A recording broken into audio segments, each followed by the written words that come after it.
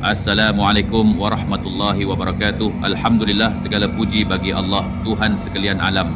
Selawat dan salam ke atas junjungan besar Nabi Muhammad, ahli keluarga baginda, para sahabat dan seluruh umat Islam yang mengikuti ajaran baginda hingga ke hari kiamat. Hari ini kita ingin menyelami satu ibadah yang agung, iaitu ibadah haji. Ia bukan sekadar rukun Islam yang kelima, tetapi merupakan simbol pengorbanan, keikhlasan dan kepatuhan yang luar biasa kepada Allah.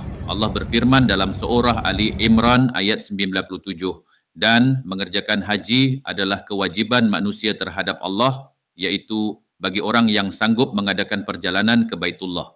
Haji adalah ibadah yang hanya diwajibkan sekali seumur hidup bagi mereka yang mampu. Namun hikmah dan pengajaran dari ibadah ini kekal sepanjang hayat untuk mereka yang menunaikannya dan juga yang belum. Rasulullah bersabda, sesiapa yang mengerjakan haji dan tidak melakukan rafath, kata-kata lucah, dan tidak berbuat fusuk, maksiat, maka dia akan kembali pulang seperti bayi yang baru dilahirkan oleh ibunya. Hadis riwayat Bukhari dan Muslim. Bayangkan, dosa-dosa bertahun-tahun dihapus bersih hanya dengan ibadah yang ikhlas dan sah. Haji adalah simbol pembersihan rohani dan peluang untuk memulakan lembaran hidup baru. Setiap tahun, berjuta-juta umat Islam dari seluruh dunia berkumpul di Tanah Suci tanpa mengenal warna kulit, bangsa, bahasa atau darjat. Mereka berpakaian sama, bertakbir serentak menuju arah yang satu, Kaabah. Inilah manifestasi kesatuan akidah dan ukhuwah. Bila kita melihat lautan manusia di Arafah, kita sedar, kita bukan keseorangan dalam perjuangan ini. Kita adalah satu umat.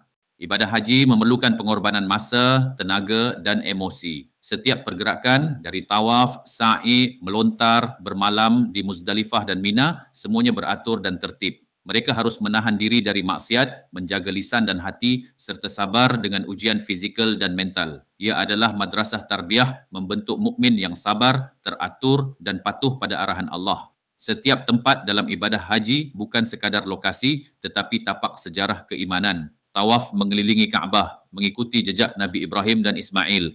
Sa'i antara Safa dan Marwah, menghayati perjuangan Hajar mencari air. Mina dan Arafah, lokasi pengorbanan, tempat Rasulullah SAW berkhutbah Haji Wida. Haji menghubungkan kita secara rohani dengan perjuangan para Rasul. Menunaikan haji memerlukan seseorang meninggalkan keluarganya, harta, kerjaya dan keselesaan semata-mata untuk menyahut panggilan Allah. Labbaik Allahumma labbaik, bukan hanya lafaz. Ia adalah deklarasi cinta, taat dan pengorbanan. Dan pengorbanan terbesar dalam sejarah haji ialah pengorbanan Nabi Ibrahim AS yang sanggup menyembelih anaknya Ismail AS atas perintah Allah. Allah gantikan dengan kibas dan syariat korban pun bermula. Saudara dan saudari sekalian, walaupun tidak semua dari kita berpeluang menunaikan haji setiap tahun, hikmah haji boleh kita hayati dan amalkan dalam kehidupan harian.